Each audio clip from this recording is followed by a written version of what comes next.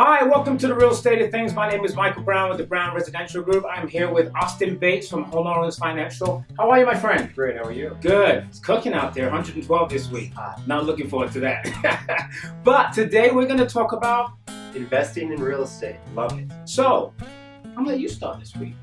Well, we're starting to see the casual homeowner invest in real estate again, and figured it'd be a good idea to talk about what goes into doing that. Not everyone's going to do a full fix and flip remodel or have the capital resources for it, but how do you get started in investing in real estate? And something that's always kind of been a question of mine from a real estate standpoint is, what do you look for when you're taking a potential investor out as far as what makes a good investment from a real estate standpoint, from a property standpoint? That's a good question. So, it depends on two things. It depends on what the objectives are for the client. If the client's looking for a home, let's say they live out of state, but they want a secondary home here, then ultimately the property that I'm going to try to find them is based around their needs, right? So what part of town do they want to live in? What are the amenities that they're looking for? Do they golf? What kind of restaurants, etc.? So we try to find them a home that obviously fits within their financial parameters, but then secondly, the lifestyle that they're looking for. But what I have seen in those circumstances is where when they're not here,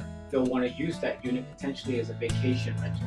So that's something that they can handle for themselves. And, sometimes you can get $3,000 to $4,000 a week depending on the time of year, right? So it's a great return. But if it's somebody that lives here, then typically there's not sort of an emotional attachment to it. So what they're looking for is, where can I get the best return? Right. So in answer to your question, it's all obviously going to come down to what their budget is. Right. And then my job is to look at locations that can support that budget and figure out where they can get the best return and where they might be able to have the most chance of that unit or that home always being rented. Mm-hmm. So it might be that we might look at Tempe, ASU. We might look at certain parts in Scottsdale for roommate situations. So geography plays a big role. Absolutely. Geography, and also in terms of the desire and the demands of that area. Right. Because some geographical areas could only appreciate against so much. They might have, kind of be at the peak of their appreciation stage, if you will, or they might be saturated with rentals. But you have the ability to look up front as far as the rentals in an area and what the market rents are as well, correct? Yes. So when I go online, I can look at the history of what like-for-like properties have been rented for, and I can say to the client, listen, this is what this neighborhood supports as a rental. This is what your investment's going to be. This is what your note's going to be. So this might make a good, investment for you, not only because of return you'll get on a month-to-month basis, but also where we might be in 3-5 years from now, we can sell that and then take that investment and maybe put it to a different property. So there's diligence up front that you could do that will help make it a smarter investment. Yeah, you don't just do it blindly. You have to follow a format. And my job as the agent is to help guide the clients so that they better understand what supports their specific investment needs. Yeah. And from a financing standpoint, how do you get into your first investment property? Some people will use their current property as their first investment and save for the down payment on the next property. This could save you from a down payment perspective because the required down payment on a primary residence is lower than the down payment on an investment property. Okay. So if you put a minimum down on your current primary residence, want to retain that property, and buy a new primary residence and convert that property, then you could get into investing cheaper. Okay.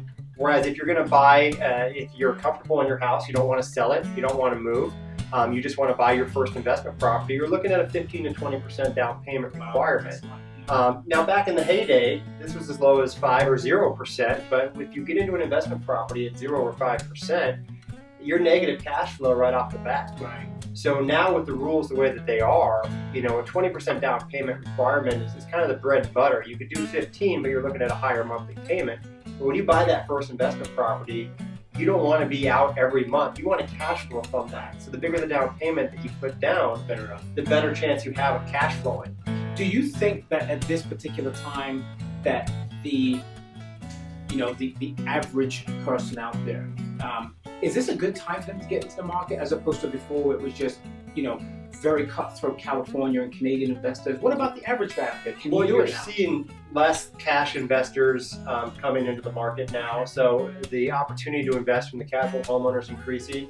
and market rents continue to rise. So you've still got a good portion of the population that prefers to rent over buying. Maybe they were burned in the past, and they don't want to buy again, but they're always going to need rents. They're always going to need rental properties. Absolutely. So the demand for rentals is going to continue to be there.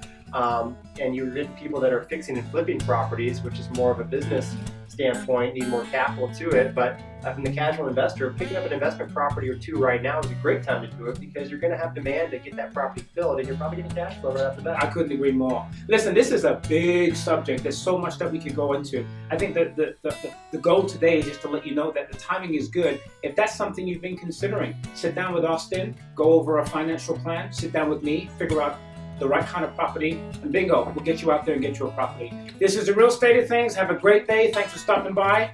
Take care and stay cool.